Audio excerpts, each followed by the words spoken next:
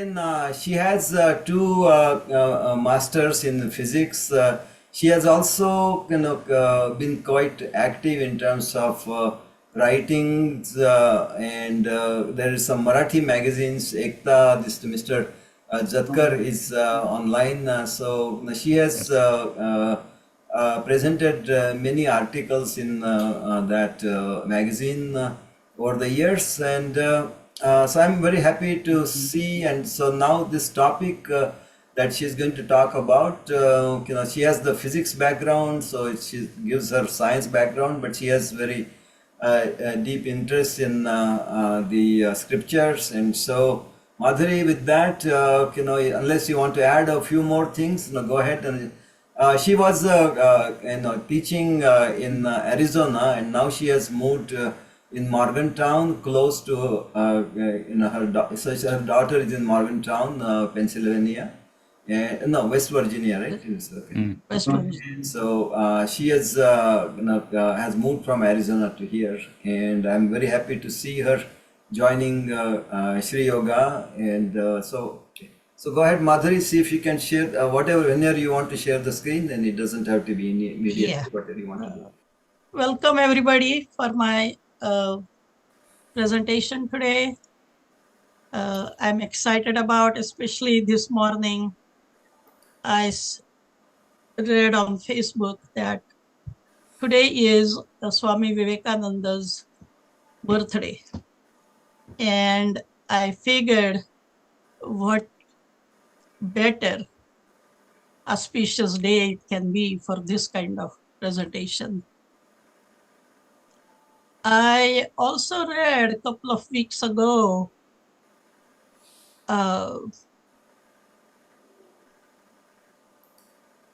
how Vivekananda explained science in Hindu religion. And I'm little skeptical about it. And believe it or not, but Dr. Jatkar taught me how to question and how to be skeptic. He gets a lot of credit for my thinking. Unless there are some supporting documents given, I don't like to believe in those things. Maybe there are out there, but I don't see any. And a lot of things such as even science in Jnaneshwari, a lot of things these days, they are going around on Facebook as well as WhatsApp and stuff. And people only talk about whatever that is true from there without giving any supporting document. Now, when you talk about science, modern science especially, you just don't talk about what is right or what is positive about it. You also have to talk about negative things or what is not true. That is more scientific. So my approach for this presentation is more like compare and contrast. And I know if I try to give you background how I got into this, there will be another separate presentation for this, and I'm not intend to do that today. But in short, everything kind of fell in the right place, starting me at 3-year-old watching my grandfather doing meditation, and then 5-year-old, my uncle used to take me to his Adhyatmic group, and well, he was more like Vivekananda mission worker. So as a 14-year-old, I visited Belur Math in Calcutta, and I asked my father if I can, instead of going to college, I'll just go to Belur Math to study Hindu religion. And of course, he said no. And then, and I wanted to go actually in arts like languages and history, whatnot. But my father kind of made me go into science. Believe it or not, I cried back then. But I tell you, those are the best things happened to me, because doing science and that urge to learn about Hindu religion together brought me to this point. And all different people, they helped me throughout my journey, including my professors at Wright State University, even my colleagues and mentors in Scottsdale College in Arizona.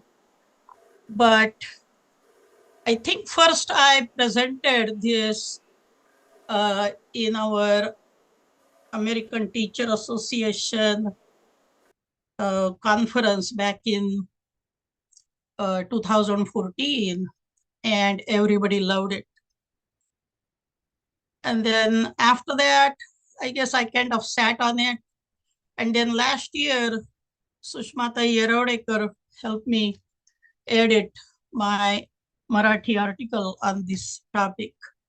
And she loved it while we were doing. I don't know how many read it or not, but then recently, a couple of months ago, I gave same presentation at local Hindu temple, and probably 20 people were there.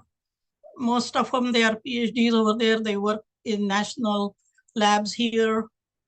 And so it was really good discussion. And then I figured, I asked Rajani Zoglekar actually if she's interested in doing this, but then she suggested Sri Yoga probably can give you bigger audience. So here we are. Uh, Now I taught 35 plus years in community college. So forgive me if I try to sound like, or if I sound a little bit like a teacher every now and then. Okay. That's something you comes with you, as your profession.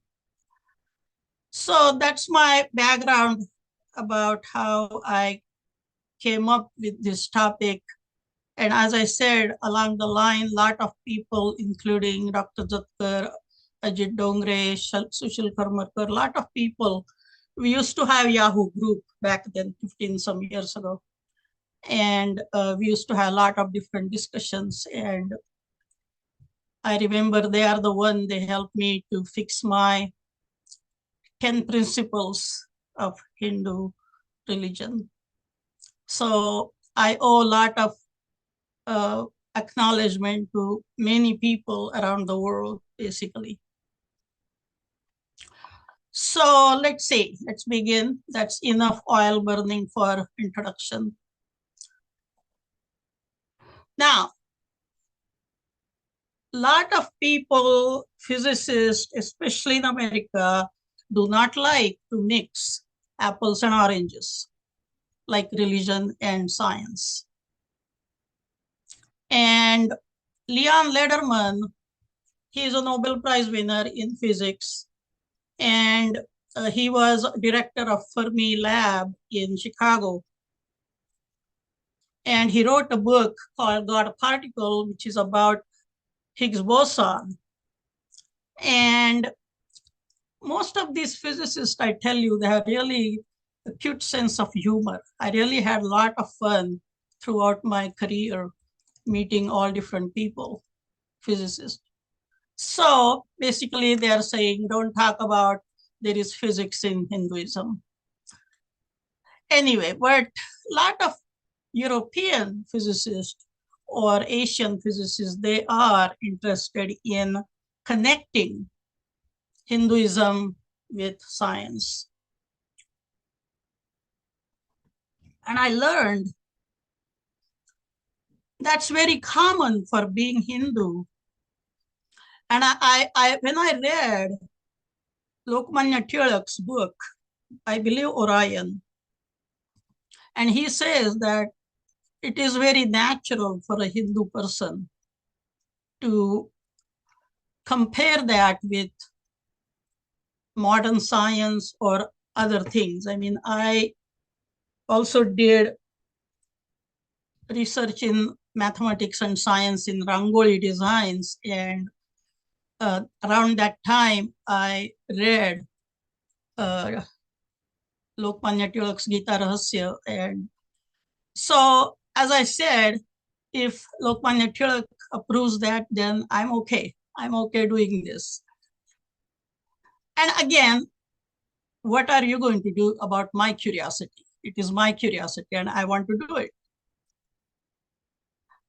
Now, there is another interesting slide I saw on Facebook just last week, probably in the last few days. And this is very interesting. Comparing philosophy, metaphysics, theology, and science. Philosophy is like being in a dark room and looking for a black cat. Really, whatever. What is metaphysics? It is like being in a dark room and looking for a black cat that's not there. How do we know that? That's my question. And then theology is like, this is more funny. You are being dark room and looking for a black cat, it's not there, and you shout, I found it. Whatever. And then science makes more sense because it's like being in a dark room and looking for a black cat using a flashlight. That's more sensible. It's just something to ponder upon. So I may sound like more like a metaphysics, but what do? I want to connect religion and science. More like, well, first thing we want to know what religion is really. What is religion?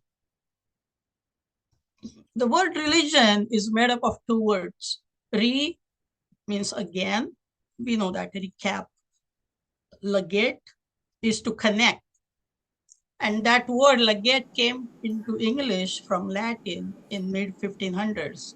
So I don't know before that. Excuse me, Madhuri, do you want to share your slides? I thought you are seeing my slides. No. What the heck? What? Okay, let me No, I see. think that's because of earlier, we had that somebody else sharing the screen. So. Okay, so I just had to end show and I guess I had No, to. no, no. Just go into share. No, I cannot see share because I'm in what we call At the. the bottom, you'll see at the bottom. If you scroll down at the bottom, very bottom, you'll see a share. Yeah. Uh, Yes. okay, now you can see. I don't know what's happening. Yeah. Okay. So now, Now if you you can can, see. yeah, make it more like a slideshow type. Okay. So everything I said earlier, you basically didn't see anything. Correct. Oh man, goodness. Uh, okay. Okay, so I'll go quickly into that.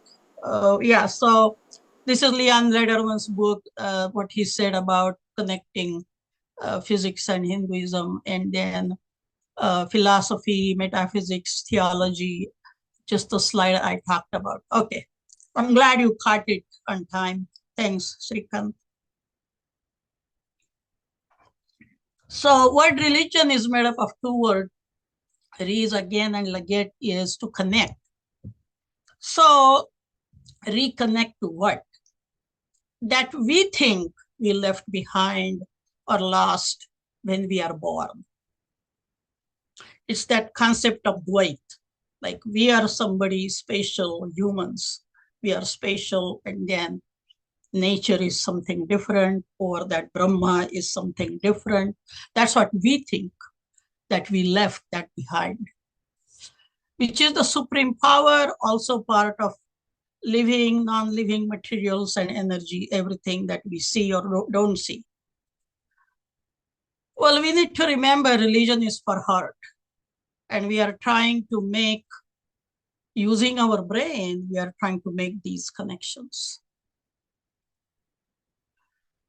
Okay, so the reason I like to compare these two, Eastern and Western religion, because to begin with, I made this presentation to talk in front of more people in America. And that's why, and I used to discuss a lot of these things with my students because they were curious as I was. And as a result, I ended up doing this. So Eastern religions, including Hinduism, is unorganized way of life. What does that mean? On personal level, we are very organized. We are disciplined people. But when it comes to mass scale, there is no organization. Means how typical Western churches they are managed, like collecting money mandatorily from the members. 10% of your income goes to the church. That kind of management. In Indian, in Hinduism, there is no such thing. Whoever want to give, they give. If they don't give, that's fine. That kind of thing. Uh, and Eastern religions, they are open-ended.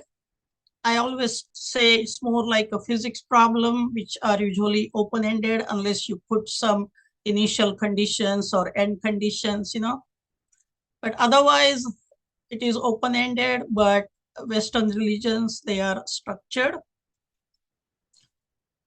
In Eastern religions, it's more like what is said, heard, and practiced. Whereas in Western religion, it is what is written in the book. There is a lot of freedom for personal preference and decision making when it comes to Eastern religions. But there are do's and don'ts set by hierarchy in Western religion. So it's like comparison between the two, why they are different. We are not going into that, but what we see, that's what we are talking about. So, what is God? That's $1 zillion question. Conceptual model. I remember watching, I think it was Tom Hanks movie and Steven Spielberg directed. It's called Castaway. And I remember he got stranded on an island without any human on there for months or something. And then in order to have some friend, he just picked a coconut and he used to talk to the coconut and not, I would say worship, but like as if like that coconut was his friend or something. And then in uh, time when there was thunderstorms and whatnot, when he got scared, he used to hold that coconut to his chest and pray, whatever. So, I mean, think about thousands of years ago, that's how humans probably did. And that's where the concept of God came out. There is somebody that if we want to take care of us. So, who is that? Or what is that? Supreme power? Now, combination of four fundamental forces. Why did I come up that? Why did I think of that? Well, back in Ohio, when I was a student, that was in 1984, 86, in that time, I think the gut theory came out. Uh, Stephen Hawking and Grand Unified Theory, which he combined strong, weak, and electromagnetic forces together. And then people were talking about in our department that only gravity is left alone. And what is it possible to combine gravity with that? And so I asked one of the professor, he's a Greek professor, Dr. Bambakadis, and I said, is it really possible to combine four fundamental forces? And he looked in my eyes straight and said, you mean writing equation for God or expression for God. And that's sat in my head for all these years, over 40 years now. That's why I thought it is something like that or something else. But over the years, I read all those books, especially by Frijo Capra, Austrian physicist. And he also says the same thing, that it's the combination of four fundamental forces plus something else. We don't know that yet.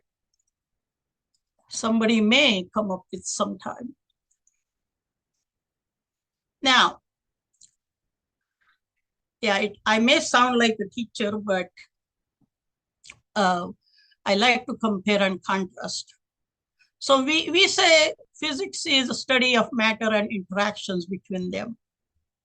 In old definition used to be study of matter and energy. But why just energy? Because force is also interaction. So 25 years ago, we changed the definition. Now we call interaction between matter. And laws that govern the behavior of matter, that's what physics is. And they are open to change. That's what science is about. We make changes according to new ideas if they fit perfectly. Now, what is religion? Not just Hindu religion, but religion is basically laws and constraints that regulate the behavior of human being during relationship with self and interaction between other humans, animals, and even non-living entities. I learned some of those things from, again, Lokmanya Tilak's book, Gita Rahasya.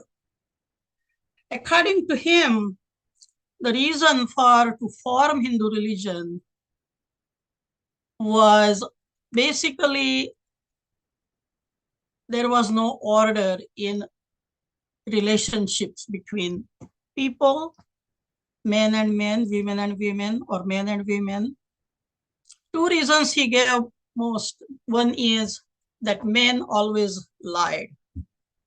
And it is also true today, if you look at the current state of in this country, especially. And the women, they were just too much into relationship with men, basically sexual relationship. They just had too much on their mind. Now, I read Rigveda and read through back and forth, probably 10 times. For 10 years, I was just consumed with it. And it's not just women. Men were equally bad in that sense. So whatever, but that's Lokmanya Tilak's opinion. But that's why they wanted more or better order in society. That's why they needed that need for religion. They thought is necessary. Now, again, we know if you read Vedas and all the Rigvedas and the Upanishads, how things have changed over the years. So it is not like just Rigveda has written and we follow that for all these years. No, that doesn't happen. There are a lot of things have changed, and so that's why I found that more striking similarity between Hindu religion and physics. It's the interaction between matter, interaction between people, and the laws that govern their behavior, matter behavior or human behavior. Okay. Now, I picked about 10 important, we say, philosophy or beliefs from Hindu religion and compare that with, or did little science interpretation of those. So the basic one is, well, these days I hear more Sanatan Dharma word than before, but also there is Hindutva. So it's Sanatan Dharma is just like ancient Dharma. Before, and Hindu is actually name given by uh, Parsi people, according to Dr. Chitrao, who translated Rigved, that there was some Parsi group used to be part of Hindu group before they started calling Hindu, but for whatever reason they split, uh, and so they started calling people who live by Sindhu River are Hindus. Now back then, actually even now, so and her they are interchangeable. It's like sari, they say hari in Saurashtra, or we say sapta, we also say hapta. So they used to say Sindhu people, and then it became Hindu people, because you don't find word Hindu anywhere in our books in scriptures. So it's something Parsi people started calling us Hindu. So the first thing everybody agrees with this is that God or Ishwar exists everywhere in everything, omnipotent, omnipresent. Uh, God also doesn't have any definite size, shape, material properties, is nirgun, nirakar. So according to physics, I find it is like going from solid to liquid to gas to plasma. So God is beyond plasma, basically. Uh, and then these couple of interesting definitions of what Vishnu word is, how it is formed. According to Chinmayananda, Swami Chinmayananda, wish is to enter in Sanskrit, and then anu is an atom. So something even have entered the atom, that's Vishnu. And we know all four fundamental forces, gravitational, electromagnetic, strong, weak, they all are there in every atom. And then according to Dr. Ashoka Kluskar from Canada, Vancouver, when I asked him what is the meaning of Vishnu, he said he gave different meaning, but either way, it has the kind of boils down the same thing. According to him, V is like going beyond, and Shnu means three, which is, I didn't know that, but like something that has filled all three places, heaven, earth, and hell, and still it is beyond that. It has gone beyond that. That's what Vishnu is. But I thought they are very interesting definitions of what, or meaning of what Vishnu is. So I compare that as if all these fundamental forces, and maybe that's because that was in my head. And of course, Dr. Kapra says the same thing. So I was not like completely wrong or anything. So uh, something that exists everywhere. Now, another thing everybody believes, any Hindu person, is that Trinity is, which is Brahma, Vishnu, and Mahesh, control together the operation of the universe. So Brahma is the creator, Vishnu is the protector, and Mahesh, Shiva, is a destroyer. Now, if we define what God is, combination of four fundamental forces, how do we separate those? So what do we call Brahma? What do we call Vishnu? What do we call Mahesha? So just last year, while discussing things with Sushma Erodekar, one time I just got this really, I thought, cool idea about how four fundamental forces, they compare with each other. The reason they are having hard time combining gravity with the rest of the three is because it's totally mixing apple oranges. That's why the problem is they have having a hard time combining them. So there are three separate states of four fundamental forces combined together, plus something more. What are those states? Well, Brahma is a creator, and you need that when happened that Big Bang, whatever 15 billion years ago, or whatever before that. Basically, gravity was weaker than rest of the forces together, electromagnetic, strong, weak, and maybe something else. We don't know that. So gravity was smaller than the rest of the three, which makes sense because everything was in energy form. There was no material, and gravity comes when there is a material form because it's a property of mass, material. That makes sense. So we call Brahma when it's a gravity, when anytime there is a new galaxy forming or whatnot, that's where the Brahma is. It's the creation, God of creation. Vishnu takes care of us anytime gravity is equal to rest of the combined forces. It's a balance between the two, nourishes us, nourishes our life. Even our body has all these forces, four fundamental forces. Of course, gravity is very little compared to others inside our body, but we survive on Earth because other forces in our body, like electromagnetic, strong, weak, they are as equal to the gravity of the Earth.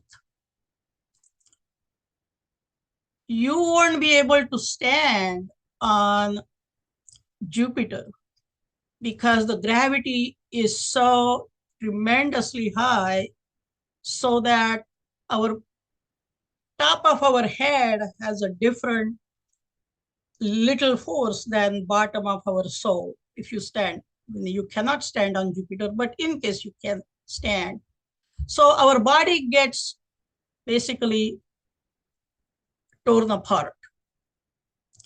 So Earth gives us that perfect environment to survive. And that's why we call Vishnu is our caretaker, and it's a perfect balance between gravity and rest of the forces. Mahesh or Shiva is the destroyer. Don't look at Mahesh or Shiva as a bad guy or anything. It's just the nature. Anytime gravity is greater than combined these forces, rest of them, that's the Mahesh form or Shiva form. It's like black hole. Everything gets sucked in the black hole, even light. Even light cannot escape. So that form, that's the state of those four fundamental forces we call as Shiva or Mahesh. Okay. Then nothing is permanent, everything Maya is destructible, is Kshara, or it is Nashvara. We know that, everybody agrees that. And then Maya is just a manifestation of Brahman, which is superpower or Akshara. Now, science interpretation of that is material form and energy form go back and forth into each other. That's what Einstein came up with, E equals mc squared. I want to make one comment on there is that people think if I have this pen in my hand, we can convert this into energy right away. No, that's not how we are talking about. But just one example is that when America dropped bomb on Hiroshima, Nagasaki, the bomb itself weighed like 25 pounds, little over 10 kilograms. But the actual material that got converted into energy, the uranium, was only 6 or 7 grams. That's how little it gets converted. in that chain reaction.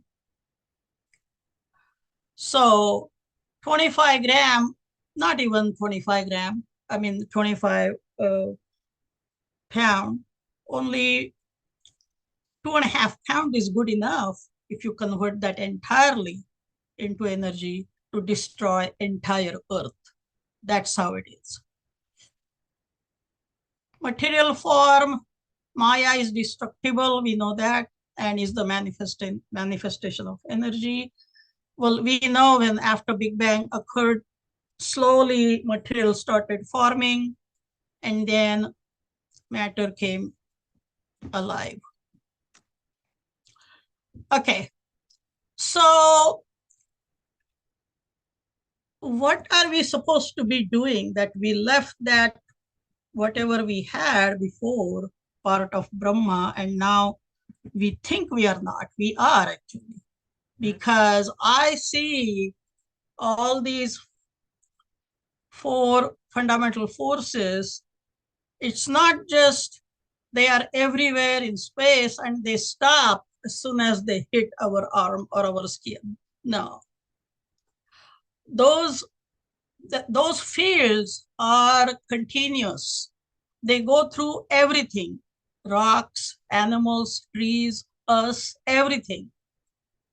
It just, we don't realize that.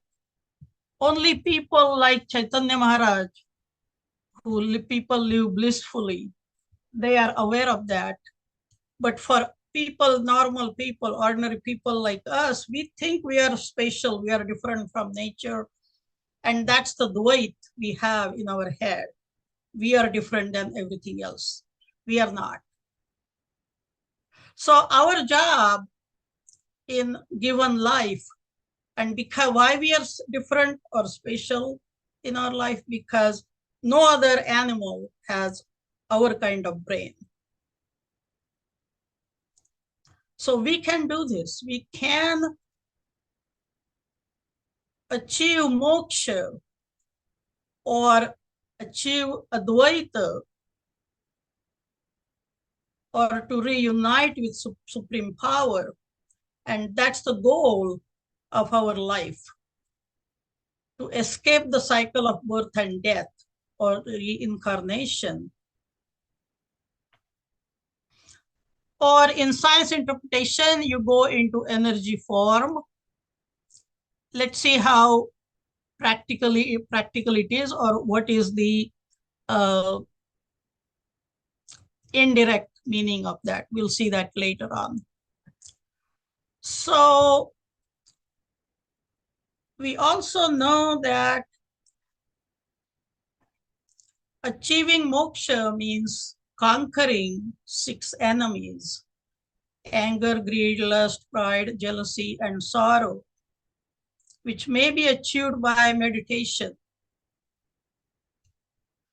One needs to become detached from life, sthita prajna, like a leaf of lotus, as it stays dry even in water, which may be accomplished by meditation.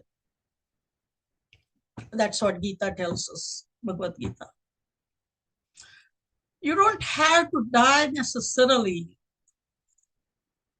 While reading Jnaneshwari, I read for 15 years, I believe, I realized that you don't have to die to achieve the moksha. Somebody like Chaitanya Maharaj, they live blissfully. And there are people, few people, you will see that they are different than other people.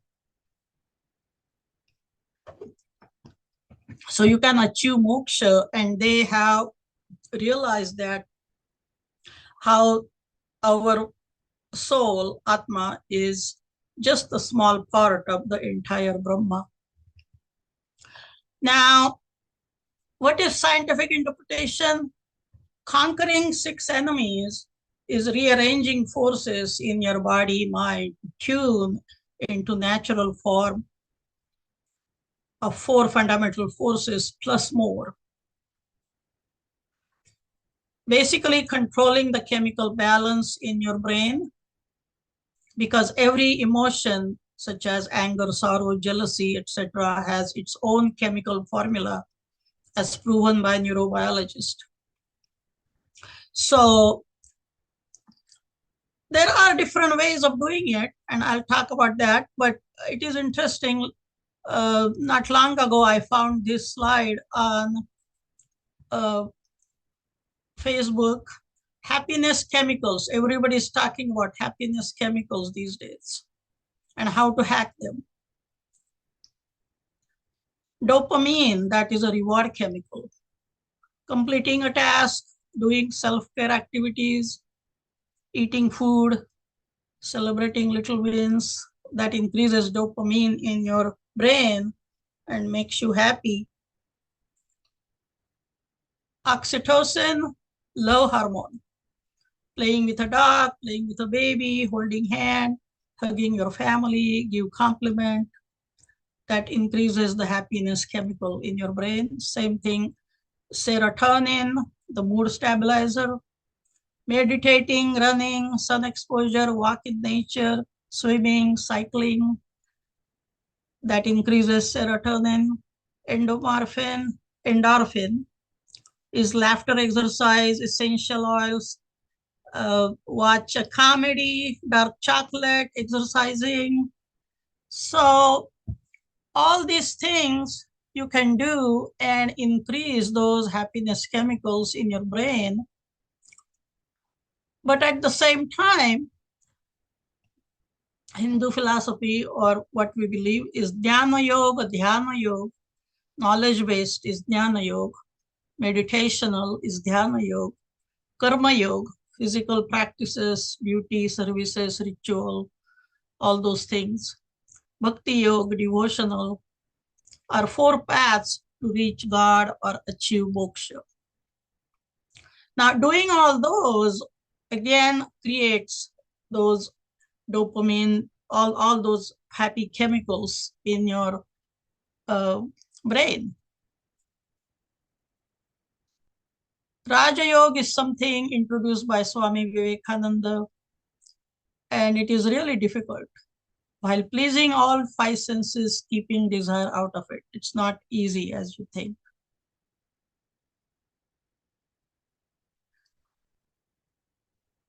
Sometimes I feel like as if going back to animal state.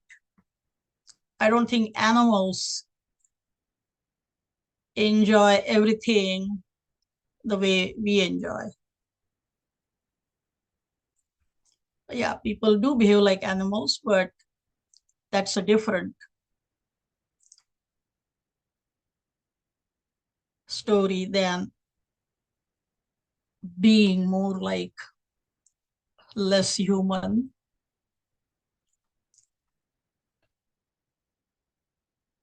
So in scientific interpretation of that is Jnana Yoga is basically logical using your brain. Dhyana Yoga is psychological using your mind. Karma Yoga using external body parts. Bhakti Yoga is emotional using your heart.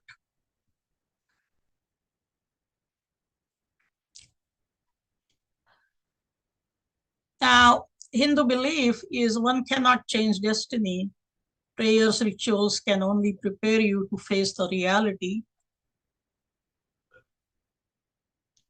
They may also provide the way to connect to the Supreme Being.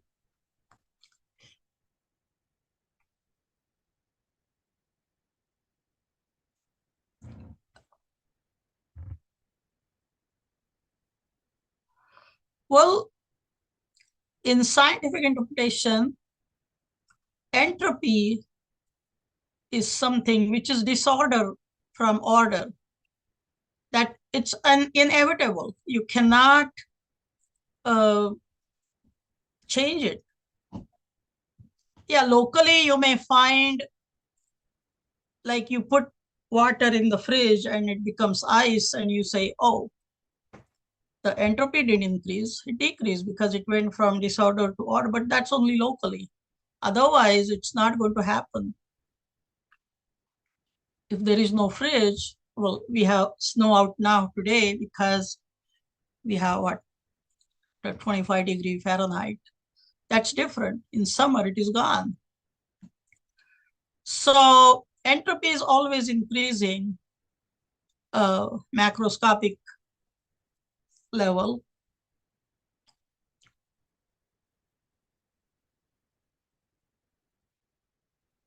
Now, another, our belief is good and bad are two sides of same coin. One cannot eliminate bad completely. Similar to yin yang in Chinese culture, like you accept the bad thing along with the good thing, they come together. As opposed to utopian society in Western culture, like 100% only good things. Again, there is a conflict here because who decides what is good and what is bad? We decide. Well, what is good for me may be bad for you.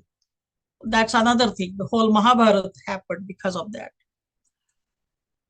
And scientific interpretation is science and technology are not at fault. It's the responsibility of whoever is using it for goodness of humanity.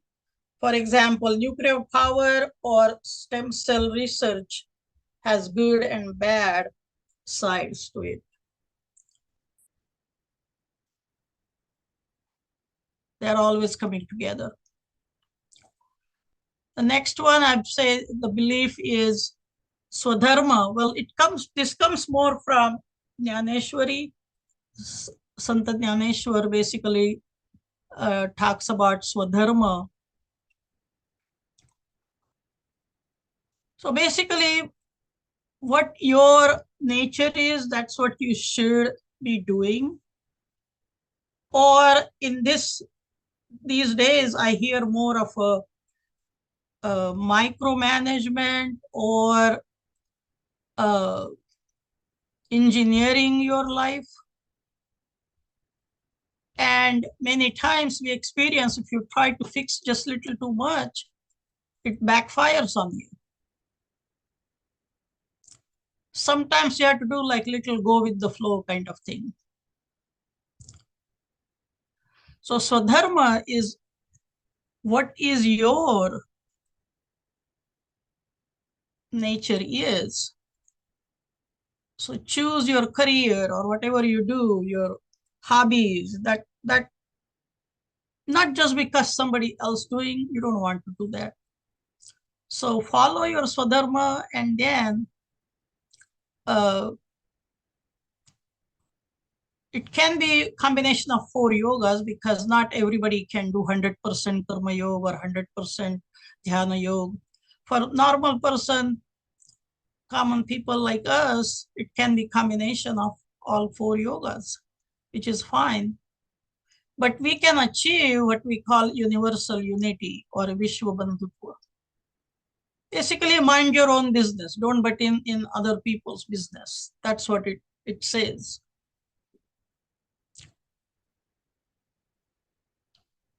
And scientific interpretation of that is, well, basically use your brain, heart, mind, and body together in order to have peaceful life.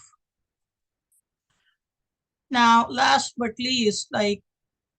not least is Hindu philosophy tells us duty is the essence of Hindu religion.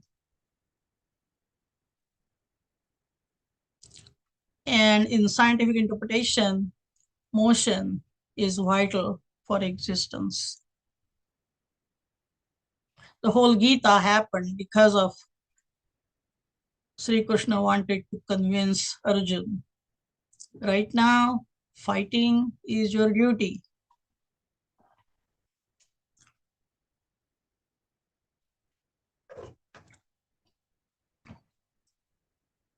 And motion is vital for existence. We know that. We can live on earth and talk to each other and have fun and whatnot. And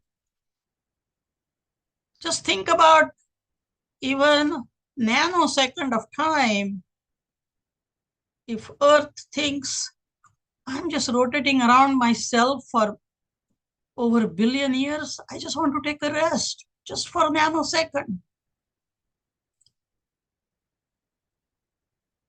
Can we even exist in the nanosecond of time? Or doesn't want to go around the sun? No, everybody has to be moving always. It is vital for existence. Duty is essential. So these are the ones that I basically did mapping, comparing both. I know this is not line on the rock. I mean, I'm not some extraordinary person that thinks about like Vivekananda or Jnaneshwar or anybody, but whatever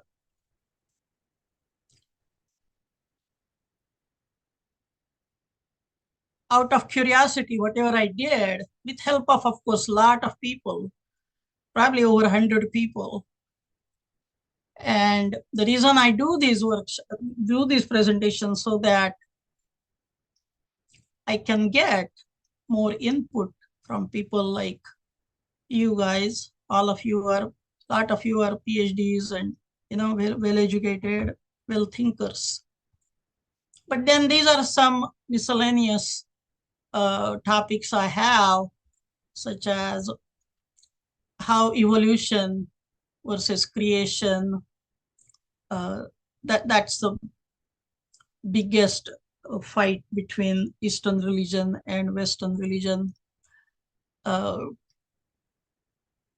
although there is mention of possibility of creation in Rigved even, and that's why you see the same thing in Dasbodh, because Ramdas Swami directly uh, got that from Rigved and other Vedas in Dasbodh. But that idea fell behind. I mean, later, that's it's very interesting when you read these Vedas, how they left some ideas they thought were not helping to go forward. So they left that creation idea back and then they stuck with evolution. So we know these Dashavatars, that first reincarnation of Vishnu was in fish, which is life in water.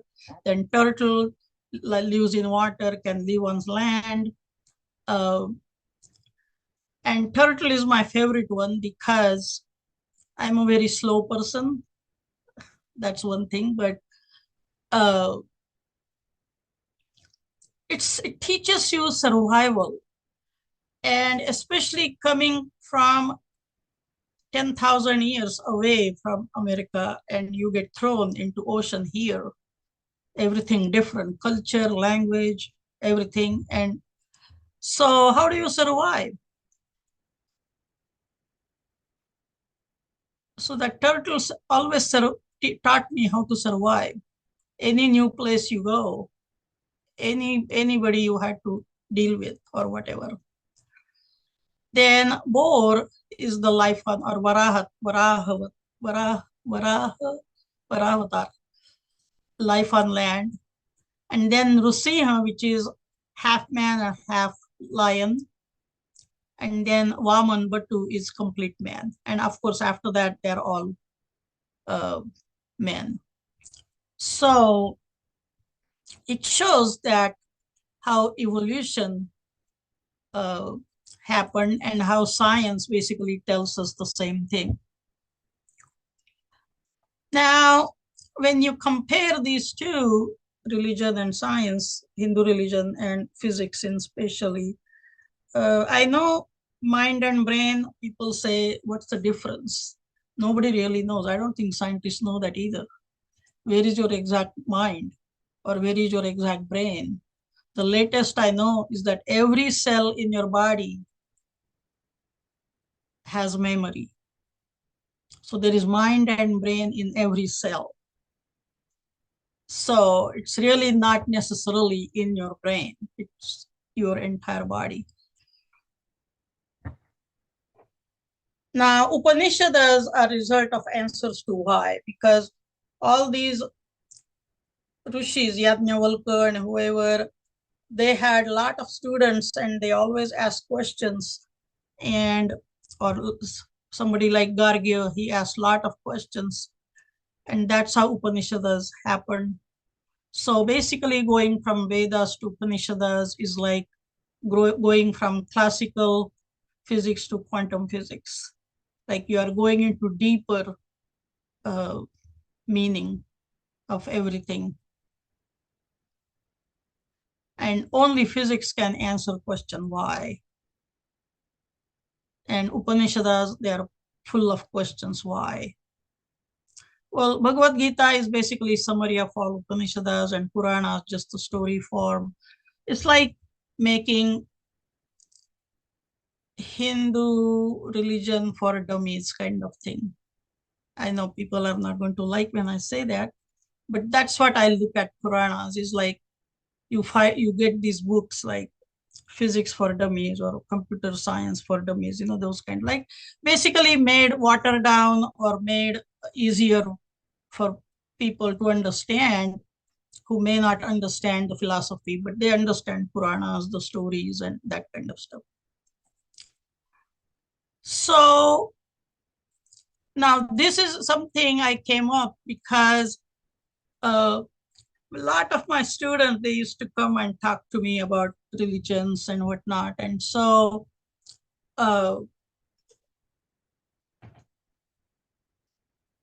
and most of them, they used to be biology, geology majors. And so I said, well, that's the difference between science, physics, and these other sciences.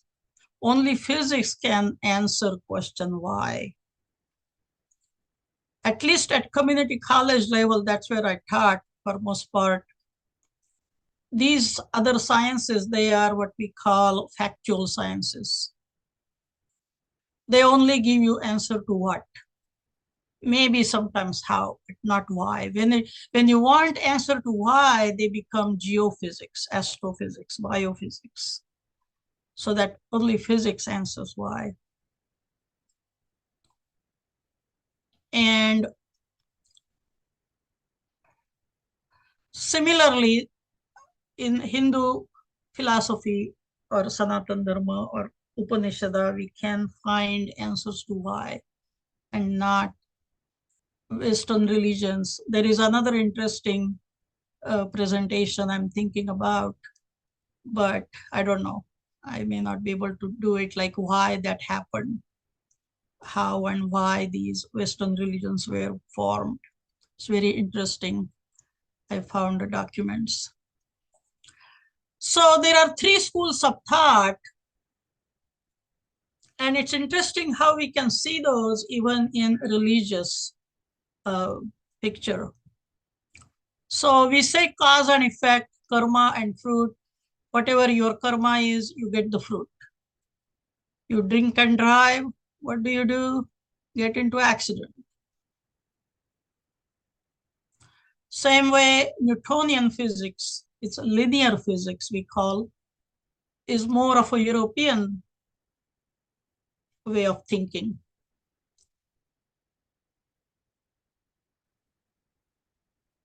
Everything is in naturally, you find everything is circular or, I mean, you hardly find a straight line in nature.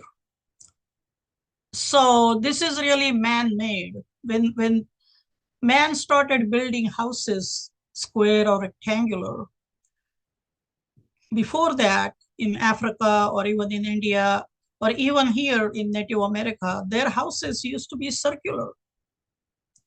Teepees or huts in India or huts in circular. That's very natural way of doing. But this is linear, is artificial. Everything is predetermined. That's what Hindu philosophy, we also believe that we give blame to our fate or whatever, what is written on our forehead. And Einstein also says God doesn't play dice. Everything is predetermined. That's what Einstein also says. And then the third school of thought is game of chances. Heisenberg is the one who came up with uncertainty principle. And Native Americans believe in the same thing. Playing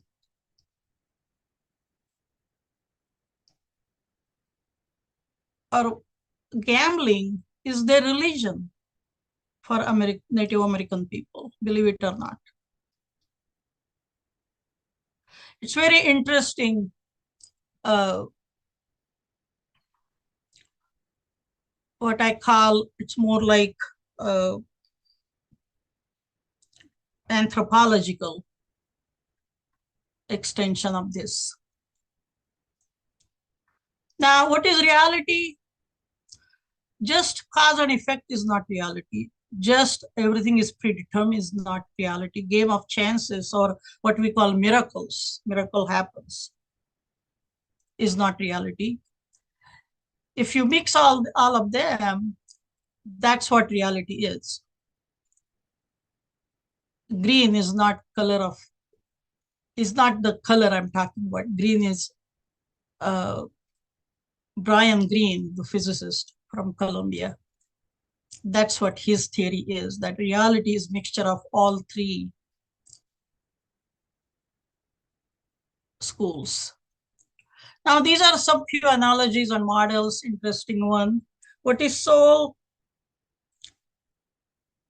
So, while teaching one lab, I remember I came up with this idea, like just some resonance tube experiment, and you adjust the level of water so that the frequency of that tube becomes exactly same as frequency of the tuning fork, and you hear a loud sound. And at one point while teaching that, just struck me that our body is like that resonance tube. Or it can be string instrument like ektari or sitar or even conch or your flute, any musical instrument. So body is like musical instrument, and soul is like that fundamental frequency of your body. And when that frequency gets caught on our body, we become alive.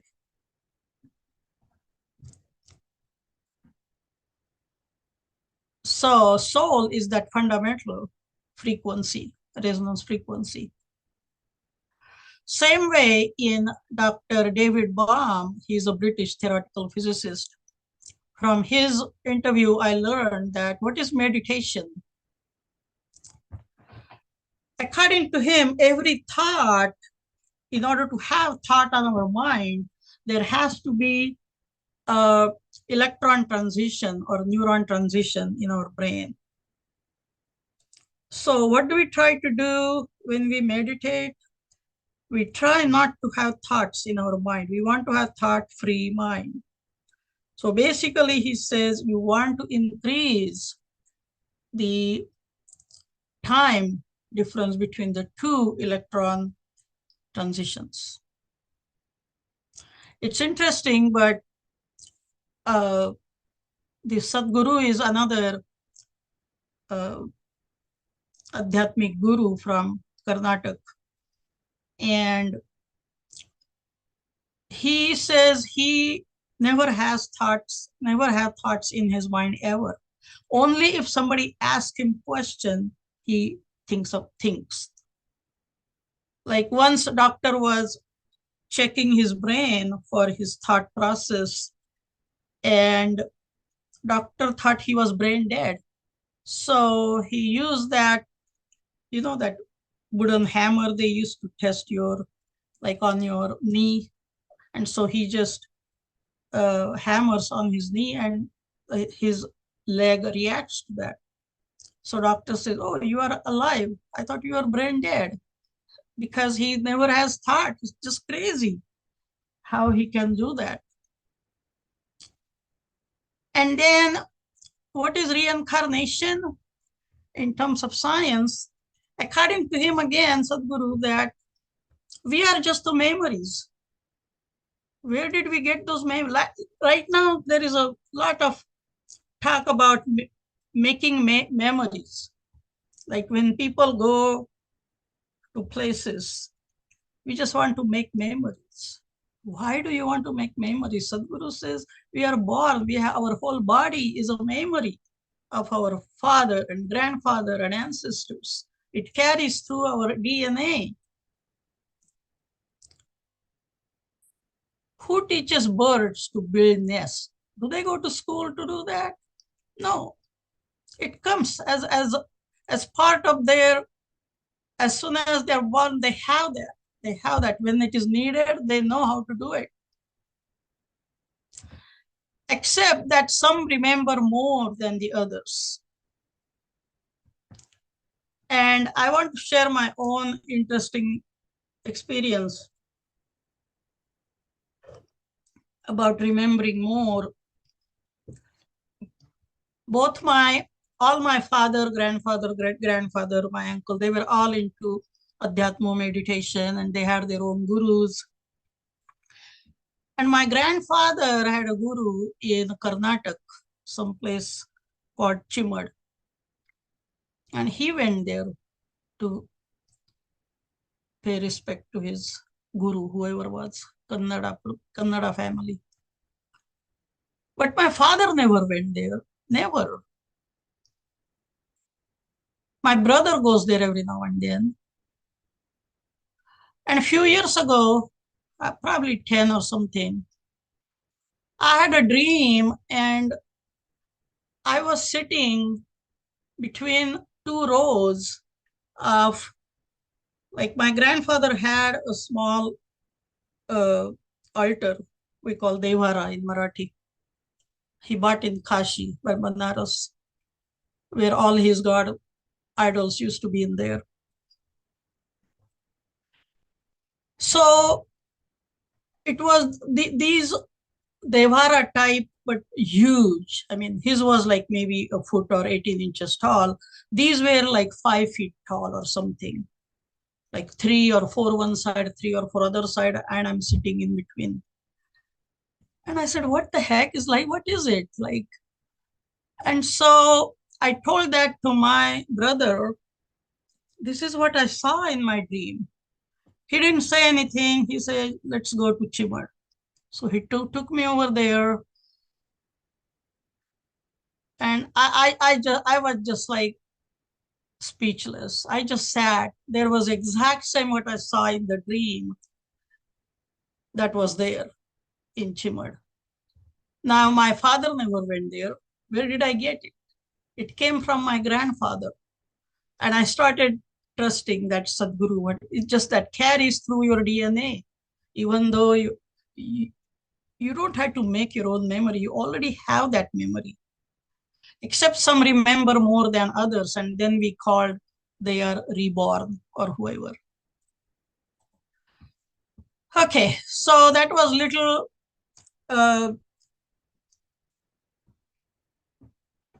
detour I had to make, but I thought it is interesting. For me, I'm still in shock, like how that happened to me. Well, in Gita Rahasya, especially while reading, Kshetra is our body, Kshetrajna is Atma, our soul. So that Atma or soul basically controls our body. Similarly, in physics, we say it's a gravitational, electric, or magnetic, or some other field is a kshetra, and then source of that field, such as mass or electric charge or magnetic pole. Well, Madhuri, just a question for you. How many slides more do you have? I think just a couple of them, not more. Okay, thank you. Yeah. So I can skip this one. This is something somebody asked me question why we offer different color flowers to different gods. And really only in Maharashtra, Gujarat, Karnataka, I see that practice. Other places in India, like Orissa or Bengal, they don't actually follow this. So we don't necessarily have to talk about it, but it's interesting to see. And then these are again, people ask questions about caste system or vegetarian diet or, but we know the God doesn't live in any idol. It's Nirguna and Nirakar. Now, these are all my references I learned from these books. And I like to thank Dhanyawad to Rajani Zograikar. Because of her, I came to know Srikant again. And then he arranged my presentation today. So Sri Yoga is for platform, and all of you for coming here. And of course, Zoom. Without Zoom, how would I have done this? So thank you very much for attending. Now, we don't have a whole lot of time for questions, but So see if you can stop screen share. okay. Okay. Go all the way down, you'll see that share. Okay, now up here. Yeah. Okay. In Okay, my good. computer, it's on the top. Okay, okay. Thank you very much, Madhuri.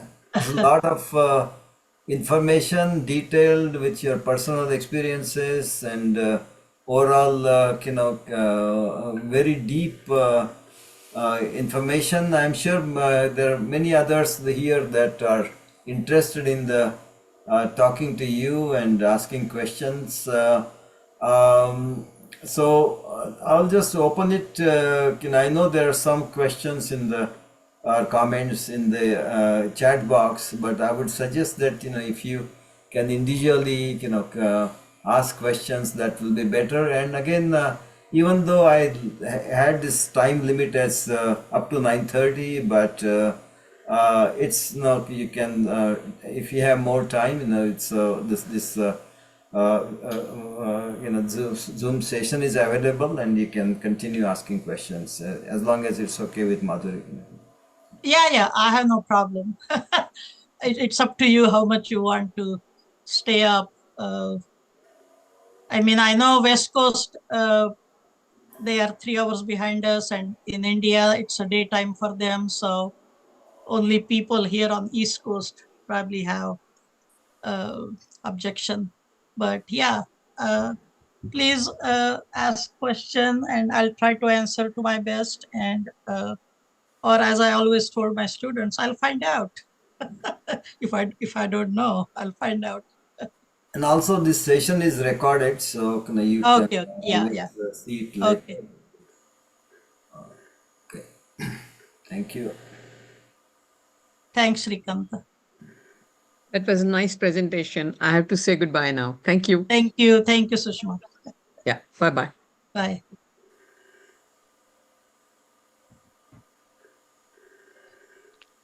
Thank you so much. It was so informative.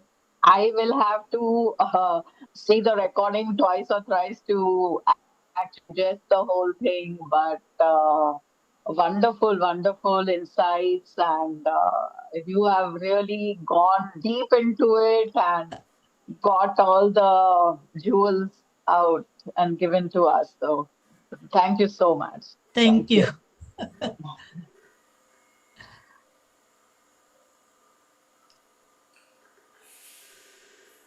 Yeah, I see Shekhar, Vikram.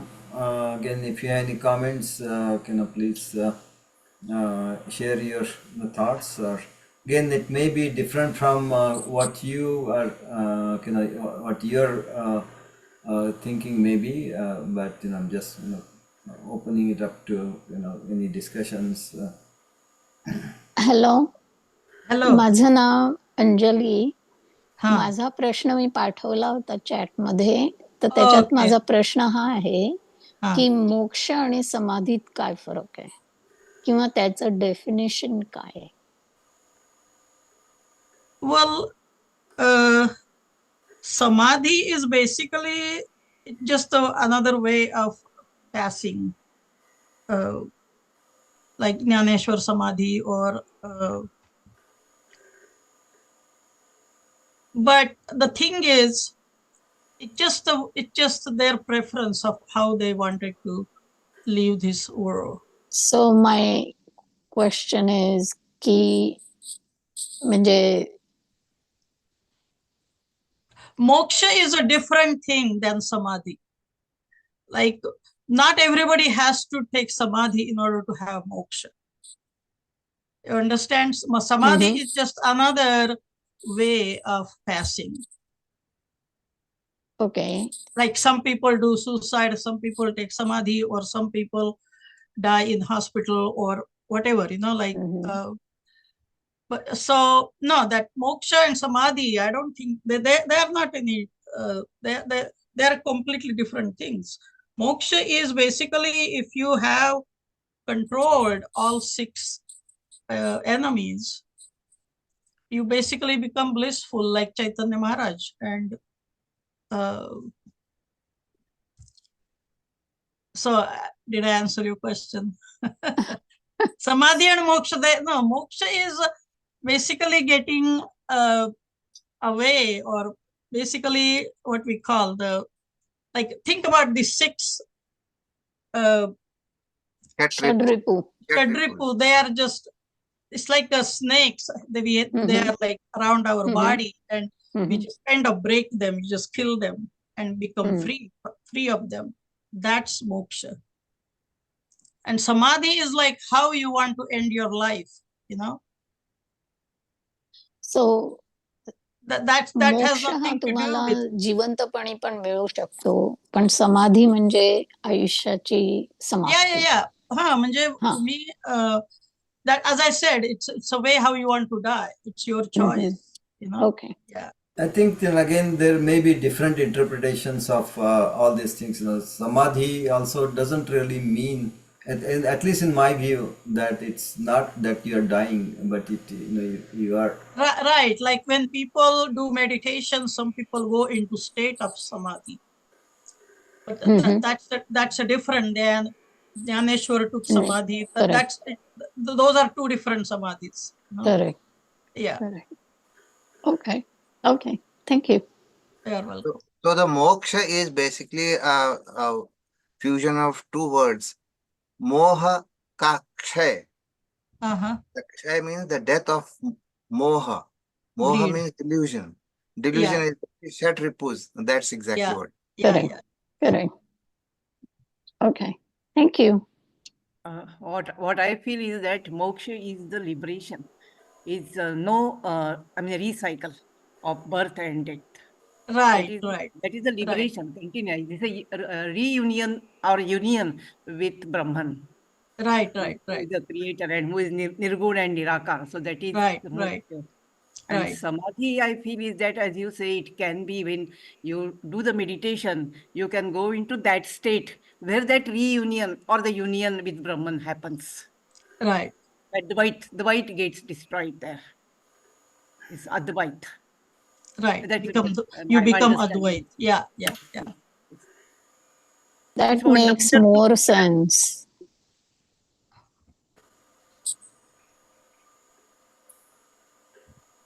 Oh, somebody wanted to ask something.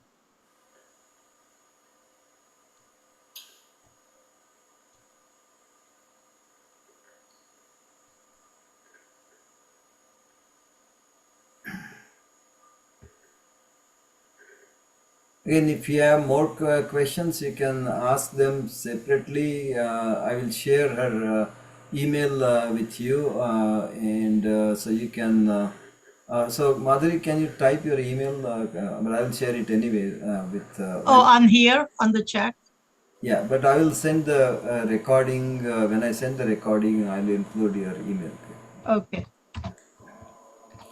So far, WhatsApp has not attracted her, so she is not on WhatsApp. I'm trying to keep too much in my brain, like. Hello, can I ask a question? Uh-huh. Hello, मी मंदार हो Mandar, hello Mandar. Yes, yes. Hello, nice अरे तुझा हे presentation. Video चालू कर ना.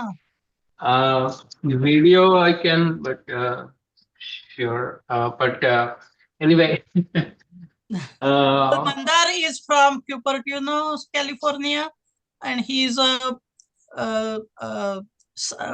solid state physics from Yale University. That's his specialty. He has PhD yes, from there. yes. Thank you for the introduction. I don't want to cause too big distraction. But Mother, my question really is, you know, there is a lot of we understand that particularly in the Hindu Indian religion, Sanatan Dharma, as you say, there was a lot of knowledge about particularly astronomy and the way our calendar is defined, and Right, like right, right, Kumbh Mela happens, and right, I was right. reading that it happens when the Jupiter completes one revolution around Earth. Uh-huh. So my question is, why there was also knowledge about gravity and all that, right? There's some evidence, but why did this not go? Why did this, or do you think this led to the Industrial Revolution, or why was there electricity, for example, invented or defined, or why did that not happen? Why did that level of, or did it happen and we lost that knowledge? What do you think is your interpretation? Well, I mean, my only thing is like what they call the need is the mother of the invention, right? And like in Europe, because of the cold weather and whatnot, they had to invent. That's what we learned in science, like why there are more inventions in Europe and not in India. And there is also another reason I can tell is because all that information was hiding. Only the top level people who knew that, they didn't give out to rest of the people. And so there was that, I had that discussion with somebody on Facebook, that why India is so behind if there was so much wealth of knowledge in old time, is because all this knowledge was held with only few people in the society, and it was not given to everybody. That's why, that's one of the reasons. And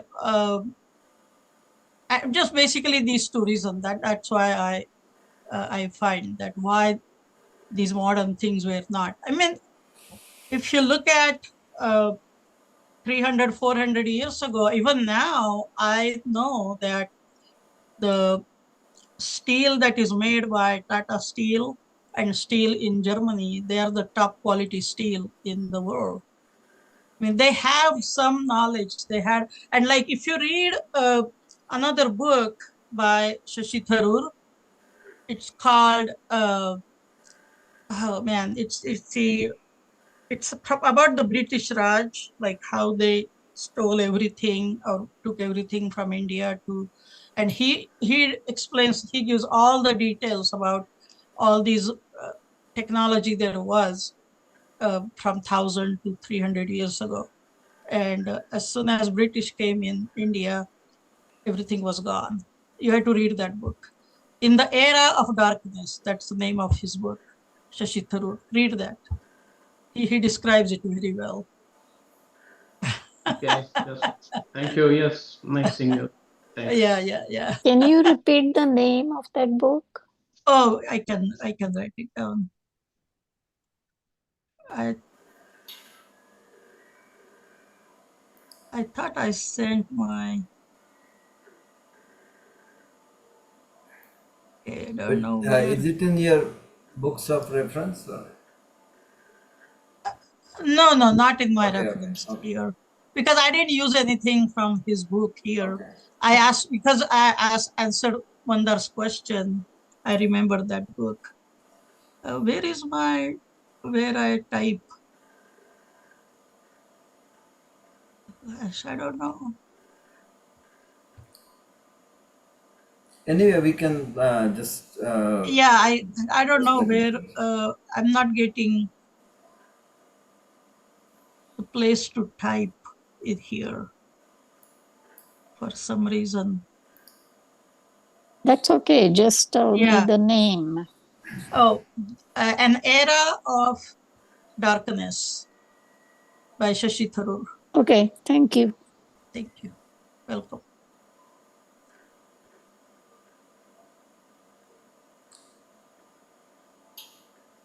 Good to see you all. And again, if there are more questions, you can email her. I will maybe you can type your email in the chat. I thought I did, and somehow it's not going. Like it's crazy. I don't know how.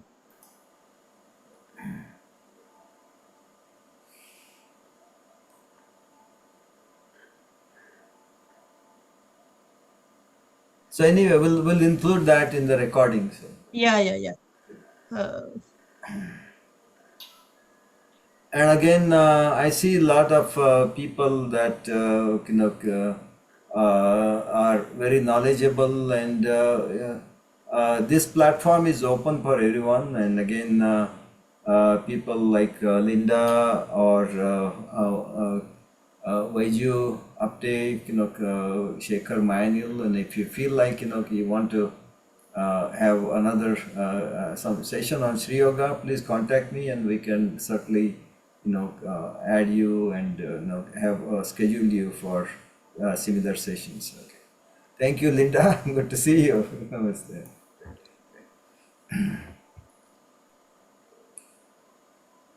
All right, so I think and next week we have Ramesh Wagmare, who is also here. So he has in its many 40-50 years, he has conducted and invited many famous artists music in classical music, and so he wants to share some stories about Zakir Hussain. So Ramesh, you want to say anything about it? Oh, no. I think I will be showing some slides, of his relationship with us, mainly the pictures in our house. And I have got many anecdotes about Zakir Hussain, as a tribute to him, And then if anybody has any other anecdotes, they can also say. So, thank you, Ramesh. Thank you, Guruji. And after that, we'll have two sessions about the hand gestures. There's some science of hand gestures, and Priyanka Sarkar is arranging these things with some expert from Bangalore. So anyway, I just wanted to say a few words about that. Let me just stop the recording and.